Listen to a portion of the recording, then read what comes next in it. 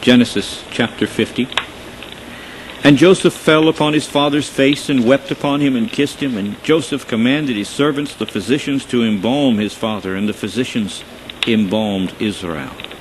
And 40 days were fulfilled for him, for so are fulfilled the days of those which are embalmed. And the Egyptians mourned for him 70 days. And when the days of his mourning were past, Joseph spoke to the house of Pharaoh, saying, If now I have found grace in your eyes, speak, I ask you, in the ears of Pharaoh, saying, My father made me swear, saying, I die. In my grave which I have digged for me in the land of Canaan, there shall you bury me. Now therefore let me go up, I ask you, and bury my father, and I will come again. And Pharaoh said, Go up and bury your father according as he made you swear. And Joseph went up to bury his father, and with him went up all the servants of Pharaoh, the elders of his house, and all the elders of the land of Egypt, and all the house of Joseph and his brethren and his father's house. Only their little ones and their flocks and their herds they left in the land of Goshen.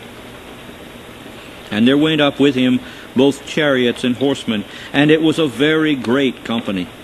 And they came to the threshing floor of Atad, which is beyond Jordan. And there they mourned with a great and very sore lamentation. And he made a mourning for his father 7 days. And when the inhabitants of the land, the Canaanites, saw the mourning in the floor of Atad, they said, This is a grievous mourning to the Egyptians. Wherefore the name of it was to be called Abel Mizraim, which is beyond Jordan.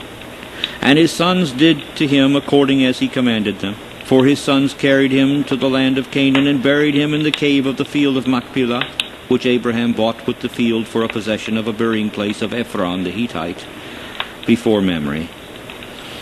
And Joseph returned to Egypt, he and his brethren, and all that went up with him to bury his father, after he had buried his father.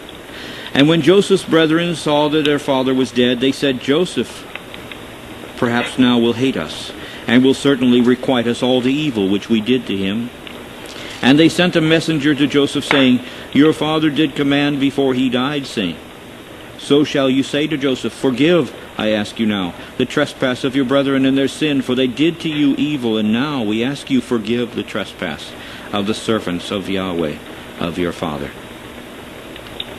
And Joseph wept when they spoke to him.